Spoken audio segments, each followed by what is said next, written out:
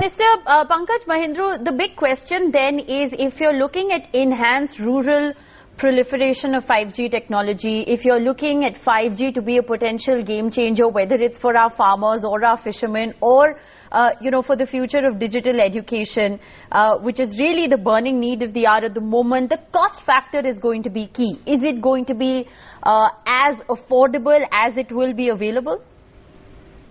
No, first of all, I never said it that it is key. You see, that will only happen if there is a stiff rollout condition that and reasonable spectrum prices. If that is not so, then we will not be able to roll out 5G in a profound manner. Right. Now, as far as handsets are concerned, it is a very complex architecture because you will have 5G, 4G, 3G, and even 2G on the handset. So the number of bands will be enormous. What is heartening though is that consumers are now, when they are moving on to smartphones, they are not moving on to only entry-level smartphones. So you have consumers who are migrating from a feature phone and going straight to, say, a $150 phone, say a 10,000 rupee phone. So the propensity to invest in handsets is increasing because people are realizing the immense value of being on a smartphone. Now, what is the case for 5G? You see, 5G essentially, is there something which 4G cannot do, which 5G can do? Yes. Yes, but those are very niche areas, and it is not such a desperate need for India. I think the desperate need for India is that we should not get lost in this narrative.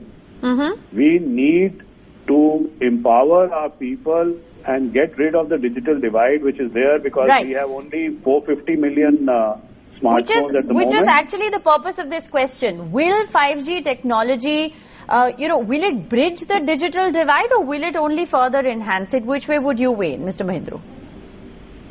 No, I'm not at all at 5G. You see, I'm pretty happy that we have 4G rolling out and, another 500 million people getting smartphones, getting ownership of smartphones. And it is quite terrible what we see now, because it is, smartphones have become an absolute essential commodity. And people need to have smartphones. Yes. Children need to have smartphones. Yes. Students need to have smartphones. Farmer needs to have smartphones. So I think let's not muddy the water with this argument on 5G only. 5G will be good. 5G will be, like a better option for anybody, of course. But that's not the absolute need of the hour at the moment. All right. So you're saying 5G is not the need of the hour. So that's a bit of a contrarian perspective. But, let's just come down to the brass tacks. Dhruv Bhutani, if I can bring you back into the conversation. What is you of course talked about the speed as far as 5G is concerned, and that's of course going to be the biggest USP. What are the kind of speeds that you're talking about? And if you could, break it down for our viewers anecdotally, what is it that will happen once 5G technology is enabled, say, on your smartphone, which you can't do right now? Okay, so there's multiple factors there. While the advertised speeds could be in excess of 1 gigabit per second, realistically, you're not going to get anywhere close to that. But it will still be a major bump over existing 4G speeds.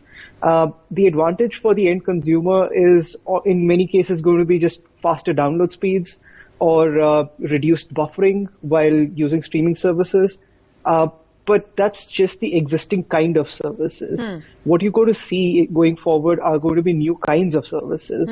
To take an example, for example, there's Microsoft's xCloud gaming service, game streaming service, which is not really that feasible right now in India because 4G speeds are not quite there yet. Yes. But hypothetically, like if we get 5G next year, and Microsoft has already said that they want to bring the service to India, the reduced latency and the higher speeds would actually make that useful.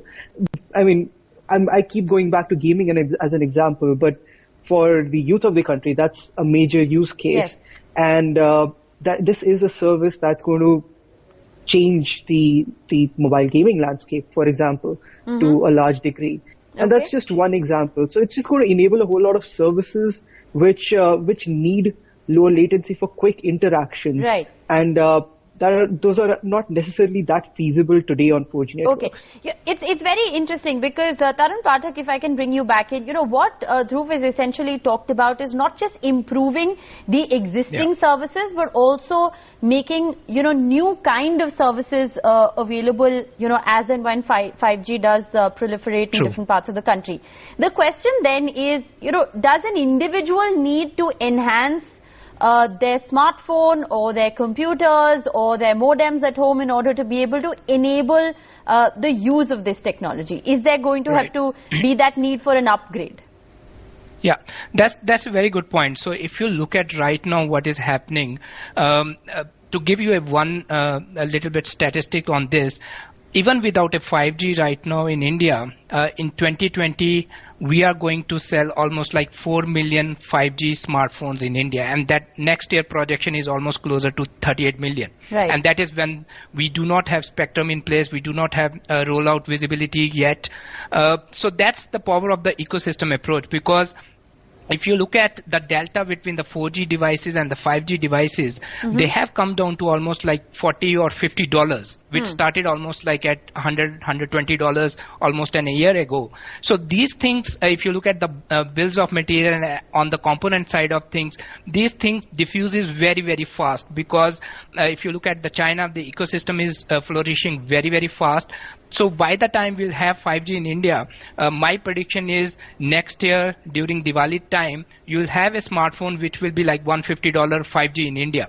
Right. So the point is, a lot of the users want their devices to be future ready than taking into the scheme of the current thing. So for example, an average replacement rate in India for a smartphone is almost like 2.5 years. Okay. So people want their devices to be future ready, and that is where I think the price will come down. I'll ask you, Tarun Pathak, a very basic question then. Whose smartphone is future ready? Whose smartphone or what kind of smartphone is 5G enabled, or are all smartphones 5G enabled? I think if you look at right now, the top 5 brands globally, they already have their devices 5G ready. Right. So that gives you a glimpse on all these top 5 brands are there in India as well, and you will find their solutions in the market very, very soon as well. All right. Yeah. So some people may need an upgrade as far as their phones are concerned, but most phones you're saying that have entered the Indian market are already 5G enabled. I think I'll put it in this way. I think obviously you need to upgrade to the 5G device, because it's not going to happen on your existing devices. Yes. Okay. So a lot of people need to upgrade to the 5G for sure. Okay, so a lot of people will in fact need to upgrade. So that's interesting, because that's an investment that you're making, for access to the technology as well. Mr. Mahendra, if I can come back to you, when we're talking about the kind of infrastructure that is needed to support 5G services in India, and I asked this question to R.S. Sharma, who was earlier with us on the show as well. We've just discussed personally what you need to invest in, perhaps an upgrade to your smartphone.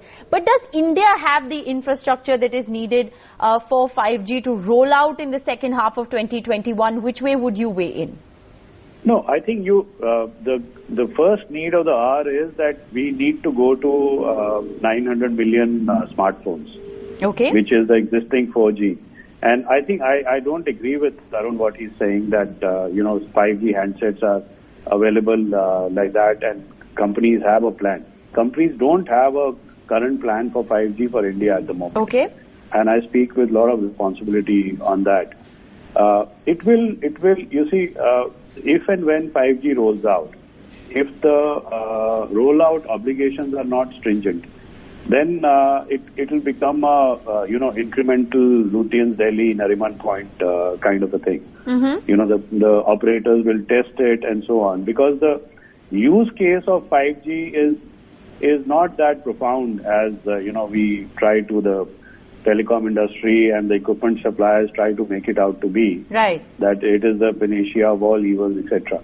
Mm-hmm. What are the volumes of those use cases where there is, which 4G cannot do? Because today 4G speeds are not profound because of the number of subscribers. Right. So we have to fix basic issues first. Okay. Okay, and of course 5G is a better technology than 4G. There's no doubt about it. It's a clean technology. It's a a unique standard. Okay. It is not an incremental standard. All that is there, and it can do wonderful things which 4G can't do. Yes. But I think our priority should be, I'll again stress, first is arm our people with smartphones. Yes. And second is that have reasonable spectrum prices and very stiff rollout conditions. All right. So stiff rollout conditions. Well, 5G, there's a grand announcement that's been made that 5G will be made available in India in the latter part of 2021. But it's going to be extremely interesting to see whether A, that deadline is met, and B, whether we can actually deal with the accessibility and inclusion question, which is as important as the advancement question. Thank you all very much for joining us on this extremely interesting conversation. I've learned a lot from all of you, so thanks so much for your time. That's all we have.